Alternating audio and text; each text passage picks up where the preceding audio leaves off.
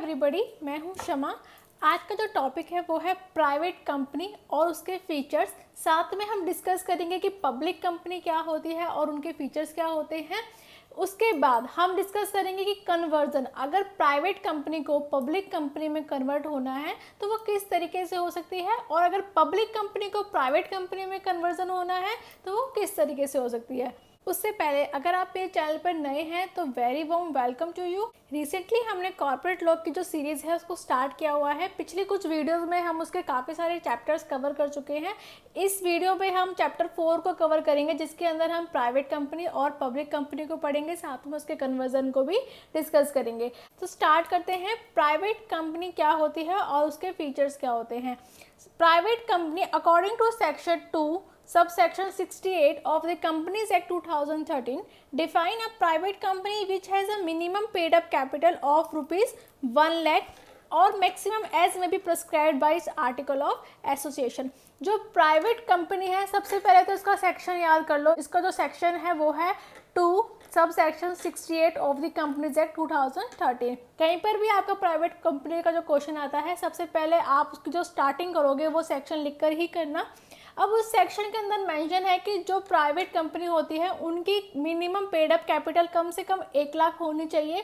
अगर 1 लाख से कम उनकी पेड अप कैपिटल होती है तो वो प्राइवेट कंपनी नहीं मानी जाएगी, ठीक है। और मैक्सिमम कितनी भी हो सकती है जितना उनके आर्टिकल ऑफ एसोसिएशन में प्रिस्क्राइब्ड है। इसके बाद नेक्स्ट आता है features of private company. First feature है restrictions on the transfer of share. जो प्राइवेट कंपनी के मेंबर होते हैं वो अपने शेयर को एक पर्सन से दूसरे पर्सन टू ट्रांसफ़र नहीं कर सकते। उनके ऊपर ये रिस्ट्रिक्शंस होती है। क्यों होती है? क्योंकि जो उनके शेयर है वो आपके स्टॉक एक्सचेंज पर डील नहीं करते हैं। पब्लिक कंपनी के जो शेयर्स और स्टॉक होते हैं वो स्टॉक एक्सचेंज पर ट्रेड करते हैं, लेकिन प्राइवेट कंपनी के जो स्टॉक्स और शेयर्स होते हैं वो स्टॉक एक्सचेंज पर डील नहीं करते हैं। इसलिए उनको रिस्ट्रिक्शन होती है कि वो अपने शेयर्स को किसी एक पर्सन से दूसरे पर्सन को ट्रांसफ़र नहीं कर सकते। नेक्स्ट फीचर है रिस्ट्रिक्टेड मेंबरशिप। जो प्राइवेट कंपनी होती है उसके अंदर कम से कम मिनिमम 2 मेंबर होने चाहिए और मैक्सिमम 200। अगर 200 से ज़्यादा कोई मेंबर है किसी प्राइवेट कंपनी में तो वो प्राइवेट कंपनी नहीं मानी जाएगी। ये माना जाएगा कि उन्होंने जो सेक्शन 2 सब सेक्शन 68 है उसके जो प्रोविज़न है उनको वॉयलेट किया है और फिर उनको प्राइवेट कंपनी की कैटेगरी में नहीं रखा जाएगा। तीसरा फीचर है writing private limited is mandatory. अब जो प्राइवेट लिमिटेड कंपनीज होती हैं उनको मैंडेटरी होता है, उनके लिए कंपलसरी होता है कि वो जब उनका नाम खत्म होगा तो उसके पीछे उनको प्राइवेट लिमिटेड लगाना कंपलसरी है। फोर्थ फीचर है restrictions to issue invitation to public. अब जो प्राइवेट कंपनी होती हैं उनको रिस्ट्रिक्शंस होती हैं कि वो अपने जो शेयर है वो पब्लिक को इशू नहीं कर सकते, मतलब पब्लिक को इनवाइट नहीं कर सकते कि आओ आप हमारे शेयर को सब्सक्राइब करो। ये जो राइट है ये सिर्फ पब्लिक कंपनी को होता है, ना कि प्राइवेट कंपनी को। At least 2 directors are required. और मिनिमम कितने डायरेक्टर होने चाहिए? कम से कम 2 डायरेक्टर होने चाहिए, 2 से कम डायरेक्टर नहीं होने चाहिए। 2 से ज़्यादा हो सकते हैं लेकिन एटलीस्ट मिनिमम 2 होने चाहिए। एंड लास्ट फीचर आता है not mandatory to submit its prospectus to register of the company. Private company के लिए मैंडेटरी नहीं होता है कि वो अपना जो प्रोस्पेक्टस है वो रजिस्ट्रार को सबमिट करें। अब क्यों नहीं होता है? क्योंकि जो प्राइवेट कंपनी है वो स्टॉक एक्सचेंज पे ट्रेड नहीं करती है। प्रोस्पेक्टस रजिस्ट्रार को सबमिट कराना उन्हीं कंपनीज के लिए कंपलसरी होता है जो जिनके शेयर स्टॉक एक्सचेंज पे ट्रेड करते हैं। तो ये था प्राइवेट कंपनी का मीनिंग और उसके फीचर्स। नेक्स्ट आता है public company and its feature. According to section 2 sub section 71 of the companies act, public company means which have must minimum paid up capital of rupees 5 lakh and maximum prescribed by its article of association. Private company के case में minimum paid up capital कितनी होनी चाहिए थी? 1 लाख। लेकिन public company के case में minimum paid up capital कितनी होनी चाहिए? 5 लाख। अगर 5 लाख से कम पेड अप कैपिटल है तो उसको हम पब्लिक कंपनी नहीं मानेंगे। इसके बाद के फीचर आते हैं। मिनिमम नंबर ऑफ मेंबर यहाँ पे 7 होने चाहिए, मैक्सिमम की कोई लिमिट नहीं है। Transfer of share is not restricted and is at will of share holder. यहाँ पर शेयर होल्डर को कोई भी रिस्ट्रिक्शंस नहीं होती हैं, वो जब मन चाहे अपने शेयर्स को किसी एक पर्सन से दूसरे पर्सन को ट्रांसफ़र कर सकते हैं। अब क्यों ट्रांसफ़र कर सकते हैं? क्योंकि जो पब्लिक कंपनी के शेयर्स हैं वो स्टॉक एक्सचेंज पर ट्रेड करते हैं, जैसे कि नेशनल स्टॉक एक्सचेंज हो गया या फिर बॉम्बे स्टॉक एक्सचेंज हो गया, इसलिए वो अपने शेयर्स को इजीली ट्रांसफर कर सकते हैं। नेक्स्ट फीचर है shares and stock issue to public for subscription. यहाँ पर जो पब्लिक कंपनी है वो पब्लिक को इनवाइट कर सकती है उनके शेयर्स और डिवेंचर्स को सब्सक्राइब करने के लिए। Minimum at least 3 directors are required. Public company के केस में कम से कम 3 डायरेक्टर्स होने चाहिए। अगर 3 डायरेक्टर से कम डायरेक्टर्स हैं तो वो पब्लिक कंपनी नहीं मानी जाएगी। प्राइवेट कंपनी के केस में मिनिमम 2 डायरेक्टर की रिक्वायरमेंट थी और पब्लिक कंपनी के केस में मिनिमम 3 डायरेक्टर होने चाहिए। अगर अच्छा, एक फीचर हमने और पढ़ा था कि प्राइवेट कंपनी के लिए मैंडेटरी नहीं होता है कि वो अपना प्रोस्पेक्टस रजिस्ट्रार को सबमिट कराएं, लेकिन पब्लिक कंपनी के लिए मैंडेटरी होता है कि वो अपना जो प्रोस्पेक्टस है वो पहले रजिस्ट्रार को सबमिट कराएं, उसके बाद ही वो पब्लिक को सब्सक्राइब करने के लिए अपना प्रोस्पेक्टस इशू कर सकते हैं। अब नेक्स्ट टॉपिक आता है कन्वर्जन का। एक प्राइवेट कंपनी को अगर पब्लिक कंपनी में कन्वर्ट होना है तो वो किस किस तरीके से हो सकती है? ये 2 तरीके से हो सकती है। एक तो होता है कन्वर्जन बाय डिफ़ॉल्ट या फिर इसको हम बोलते हैं ऑटोमेटिक कन्वर्जन। जब प्राइवेट कंपनी कोई ऐसी गलती कर देती है, किसी प्रोविज़न को वॉयलेट कर देती है, तो वो ऑटोमेटिकली पब्लिक कंपनी बन जाती है। और दूसरा ऑप्शन होता है कन्वर्जन बाय चॉइस। जब private company by choice public company बनना चाहती है तो उसको एक प्रोसेस होता है वो फॉलो करना पड़ता है। उस प्रोसेस को फॉलो करने के बाद जो प्राइवेट कंपनी है वो पब्लिक कंपनी में कन्वर्ट हो जाती है। लेकिन सबसे पहले हम पढ़ते हैं कन्वर्जन बाय डिफ़ॉल्ट और automatic conversion. If the private company violates any provision which defines under section 2 subsection 68, then private company automatically become public company by default। अब जो ये वाला प्रोविजन है ना सेक्शन 2 सबसेक्शन 68, ये मैंडेटरी होता है प्राइवेट कंपनी के लिए। अगर प्राइवेट कंपनी इस प्रोविजन को फॉलो नहीं करती है तो वो प्राइवेट कंपनी नहीं मानी जाती है, वो पब्लिक कंपनी में कन्वर्ट हो जाती है। अब इस प्रोविज़न के अंदर क्या क्या आता है, इस सेक्शन के अंदर मतलब कौन कौन से प्रोविजंस दिए हुए हैं? 3 प्रोविज़न दिए हुए हैं। पहला प्रोविज़न है restrictions are transfer of share. जो प्राइवेट कंपनी है वो उसके जो मेंबर हैं वो अपने शेयर्स को ट्रांसफ़र नहीं कर सकते हैं। दूसरा है नॉट मोर देन 200 मेंबर्स। इसमें जो प्राइवेट कंपनी के जो मेंबर्स हैं उनकी लिमिट सेट है कि 200 से ज़्यादा मेंबर नहीं हो सकते। अगर 200 से ज़्यादा मेंबर होंगे तो वो ऑटोमेटिकली पब्लिक कंपनी बन जाएंगे। तीसरा प्रोविजन है no invitation public subscription for its share. Private company public को अपना इन्विटेशन इशू नहीं कर सकती कि आओ आप हमारे शेयर को सब्सक्राइब कर लो। तो ये है वो 3 कंडीशन। अगर इसमें से प्राइवेट कंपनी कोई भी एक कंडीशन वॉयलेट करती है तो वो ऑटोमेटिकली पब्लिक कंपनी बन जाती है। उसके बाद नेक्स्ट हमारा प्रोसेस आता है कन्वर्जन बाय चॉइस। जब प्राइवेट कंपनी खुद चाहती है पब्लिक कंपनी में कन्वर्ट होना, if by choice private company wants to convert into public company, it needs to fulfill the following provisions of the companies act। अब कौन कौन से provisions हैं? सबसे पहला है altering is it's article of association. ये तो हम सबको पता ही है कि हर कंपनी का अपना आर्टिकल ऑफ एसोसिएशन होता है जिसके अंदर उनकी टर्म एंड कंडीशंस मेंशन होती हैं, प्रोविजंस मेंशन होते हैं, उनके राइट्स एंड लायबिलिटीज़ मेंशन होती हैं, ये सब कुछ मेंशन होता है। लेकिन अब जो प्राइवेट कंपनी पब्लिक कंपनी बनना चाहती है तो उसको अपना आर्टिकल ऑफ एसोसिएशन भी चेंज करना पड़ेगा।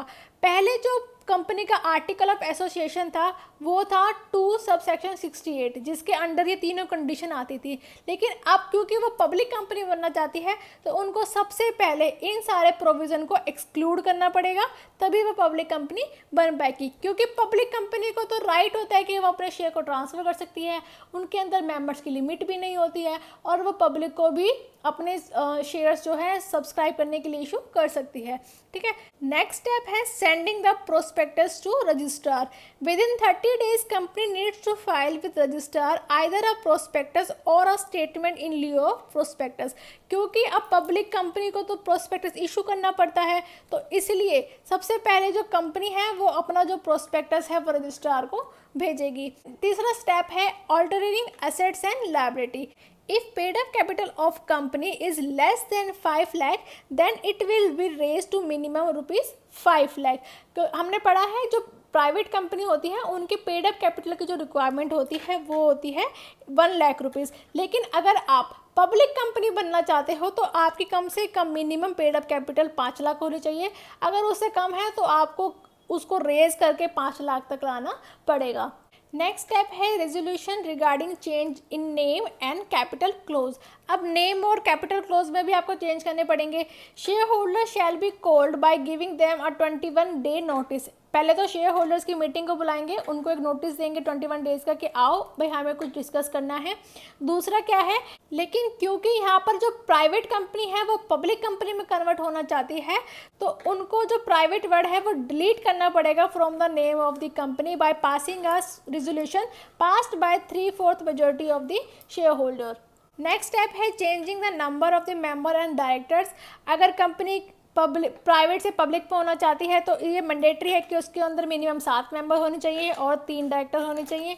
लास्ट स्टेप है enhancing the paid up capital, जो हमने पहले पढ़ चुके हैं, सेम इसमें ये लिखा हुआ है the company will have to enhance its paid up capital to at least 5 lakh. अगर उससे कम है तो उसको कम से कम मिनिमम रिक्वायरमेंट जो कंपनी की रिक्वायरमेंट है उस तक अपनी पेड अप कैपिटल को लाना पड़ेगा। तो कुल मिलाकर वो ये कह रहे हैं कि अगर जो कंपनी की पेड अप कैपिटल 5 लाख से कम है तो पब्लिक कंपनी बनने के लिए उनको अपनी पेड अप कैपिटल 5 लाख करनी पड़ेगी। तो ये था प्रोसेस अगर आप प्राइवेट कंपनी को पब्लिक कंपनी में कन्वर्ट करना चाहते हैं।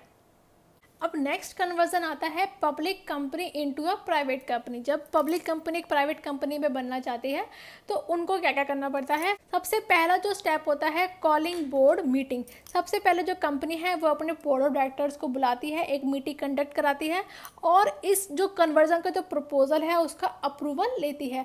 अप्रूवल लेने के बाद नेक्स्ट स्टेप में जो है वो एक जनरल मीटिंग कंडक्ट करती है। उस जनरल मीटिंग में वो डिसाइड करते हैं कि जो कंपनी का आर्टिकल ऑफ एसोसिएशन है जो कि हमने पब्लिक कंपनी के हिसाब से बनाया हुआ था, अब हमें प्राइवेट कंपनी के हिसाब से बनाना है तो हमें अपना आर्टिकल ऑफ एसोसिएशन जो है वो अमेंड करना पड़ेगा और उसके अंदर जो सेक्शन 2 सब सेक्शन 68 की जो रिस्ट्रिक्शंस हैं वो हमें ऐड ऑन करनी पड़ेगी, क्योंकि प्राइवेट कंपनी के लिए तो ये सारी रिस्ट्रिक्शंस फॉलो करना मस्ट है। ये रिस्ट्रिक्शंस आपको मैं पहले पढ़ा चुकी हूँ कि ट्रांसफ़र नहीं कर सकते हैं, मेंबर 200 से ज़्यादा नहीं हो सकते हैं और वो पब्लिक को भी इन्विटेशन नहीं दे सकते। थर्ड स्टेप है सेंडिंग कॉपी या रेजोल्यूशन टू रजिस्ट्रार। जैसे ही स्पेशल रेजोल्यूशन पास हो जाता है तो उसकी कॉपी हमें रजिस्ट्रार को भेजनी पड़ती है with in 30 days along with the form 23 of the company general rules and form. Copy भेजने के साथ साथ कंपनी को एक एप्लीकेशन भी देनी पड़ेगी रजिस्ट्रार को on the form of 1B with in 3 months of the passing of special resolution. अब जैसे ही कंपनी ने एप्लीकेशन दी रजिस्ट्रार को, 4th पॉइंट में जैसे ही रजिस्ट्रार को वो एप्लीकेशन रिसीव होगी तो registrar may require the company to publish a suitable notice in a newspaper and send a cutting of that to the registrar.